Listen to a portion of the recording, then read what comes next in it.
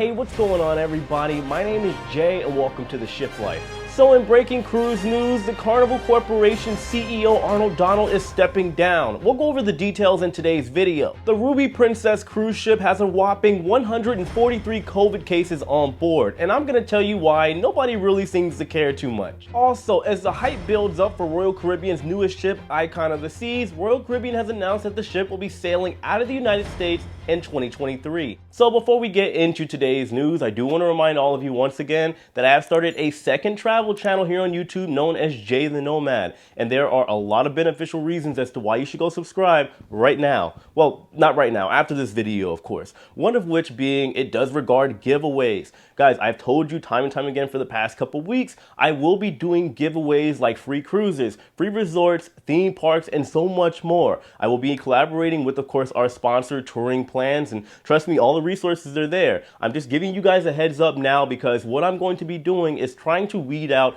who is here just for the free stuff and the gifts and who is here to actually legitimately enjoy the content and has a love for both cruising and travel. And trust me, you can do that very easily here on YouTube. I have the numbers, I have the dates, all of it is there. Now also on that channel, I'll be giving you guys valuable information. I'll be doing not only my cruise stuff, because my onboard content that I've been doing recently on Freedom of the Seas, Scarlet Lady, Mardi Gras, you name it. After my Alaska sailing next month, that will be the last onboard vlogs that you will be seeing here on this channel. This channel, the Shiplife, will be more so dedicated to all of the, I guess, serious stuff like the cruise news, my reviews, room tours, stuff like that. Everything else will be on my other channel, Jay the Nomad. Anyway, I'm just giving you guys a fair heads up because I promise you there are some good things coming up from this channel. Again, I am thankful for our sponsors, Touring Plans, and yeah.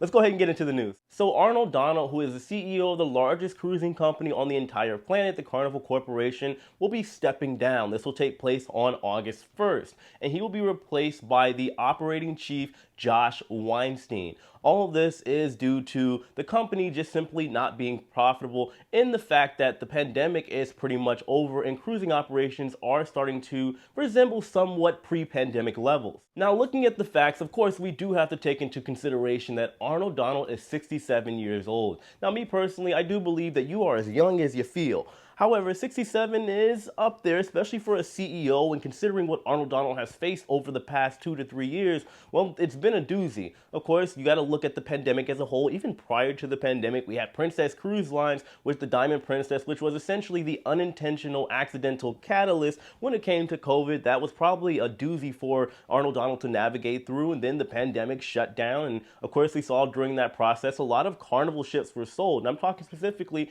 Carnival Cruise Lines, not just the Carnival Corporation as a whole. We saw the entire Fantasy class ship basically wiped out and sent over to the scrapyard, right? And then when cruising started to come back, things started to look good overall, and well, now everybody is looking toward profitability. And when you look at other cruise lines like their competitors between the big three, of course, being Carnival, Royal Caribbean, and NCL, Royal Caribbean and NCL have announced that they are projected to be profitable toward the second half of the year. While Carnival, well, they haven't really announced that, even though they said bookings have gone through the roof. But you got to look and understand that when it comes to bookings, just looking at it from, I'm not a travel agent, but just speaking to travel agents and understanding how the dynamic works, technically nobody really gets paid until really after the cruise as far as profits. And of course, most people that are booking cruises, Carnival can say as much as they want that bookings are through the roof and they're stronger than they've ever been. However, that is probably looking at a year or so out, meaning nobody's really making money at this point in time, which obviously is going to hurt the bottom line.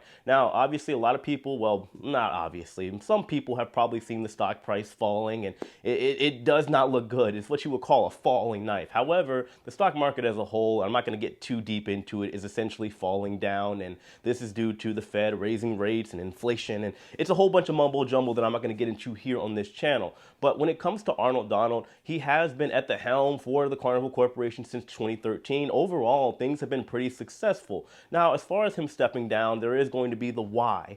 It could be, well, maybe it's, like I said, there was a very stressful pandemic, in case you guys weren't aware, that we were dealing with. Maybe he is just tired. And honestly, it's one of those things where some people, like the board of directors, the people that ultimately make the decisions as far as who is CEO, the owners, and people that are a little bit higher ranking than Arnold Donald, they're probably deciding that, well, yes, he navigated us through the pandemic. However, after something like that, is he still up to it? Is he still able to make that pivot to start looking toward profitability as opposed to just surviving and just kind of managing through the pandemic, which I think is valid questions and valid reasons as to why he may or may not be stepping down. However, I'm just a regular old average Joe. I could never know. But if you guys have any theories, or what do you think is going to happen next when it comes to the Carnival Corporation, or even, let's say, some of your favorite cruise lines out there like Carnival Cruise Lines moving forward, maybe even Princess, do you think they'll maybe change direction? Do you think that maybe they'll make some improvements? Let me know in the comment section below. Moving on, this has been getting hinted at for weeks,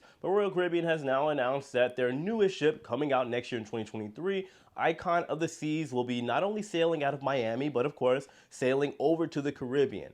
However, and unfortunately, the itinerary, sailing dates, all the details that you really want to know about have not been announced as of yet. Now, when it comes to Icon of the Seas, this will be part of a new class of ships known as, well, the Icon class. This ship comes out in 2023, and then 2025 and 2026, they will have 2 more Icon class ships coming out. Now, just to be clear, these will not be the largest cruise ships in the entire world. They will hold about 5,000 passengers, and Royal Caribbean has said they may not be the largest, but they will be the most innovative out there. So I am looking forward to seeing what they do. I just hope they get rid of those orange bright palm tree things that are over in the Lido deck. Maybe they change the configuration of the layout of this cruise ship because, well, I know a lot of people may love Royal Caribbean. I love Royal Caribbean. It's my favorite cruise line as far as variety, but a nice change up honestly would be nice. Now, the largest cruise ship in the world, Utopia of the Seas, which for me still isn't really rolling off the tongue, even though I love the word utopia, that ship will be out in 2024. However, there are no details as of yet as far as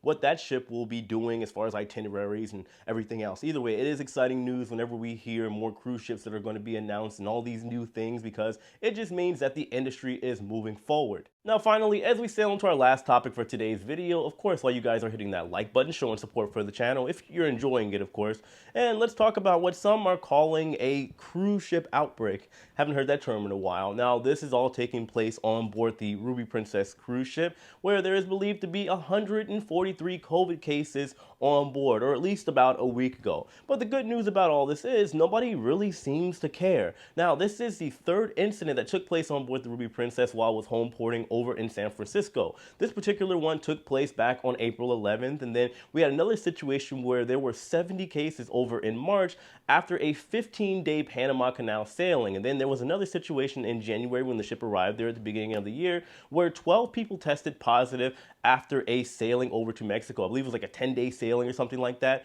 But here's the kicker for all of this. Out of all those people that have tested positive, at this point in time, only 1 person has been hospitalized. Which for me, honestly, guys, I tell you all the time, I believe context is very important. Yes, we get it. There is COVID everywhere. There is risk to traveling and being on a cruise ship. However, if people are testing positive, are they symptomatic? Are they being hospitalized? And even more so, I hope not, are people passing away from COVID, actually from being on cruise ships? I believe all this stuff are very important factors that you have to take into the equation. If it's not happening, then, well, people shouldn't really be that concerned about it. Yes, tread cautiously, take care of yourself. If there are cases on board, wear a mask. But I think that at this point, especially now, being the pandemic, it's pretty much over at this point in time. I believe Fauci even said it today. You guys take that with a grain of salt, however you view. I'm not trying to get political here. But I do believe at this point in time, a lot of people are just saying, you know what, well, 143 cases. Well, anybody sick? Anybody die? No? Okay. All right. We got to keep moving forward. And that's how I look at it as well. So overall, I would say this is a win for the cruise ship industry. We know they're doing what they need to do to keep everybody safe. We know that COVID is pretty much kind of going away now. Hopefully we don't see some type of spike or some type of variant pop up, fingers crossed. But I think overall, I wouldn't call anything an outbreak anymore personally. Like I said, this is just what people are calling it. But yeah, we're going to leave it right there, guys. Let me know your thoughts in the comment section below. Of course, like I said, guys, please go subscribe to my other channel, Jay the Nomad. I don't want any of you guys that have been supporting my channel to miss out on any of the good stuff that I have coming up. And that's it. I love you guys, and I'll see you later. Take it easy.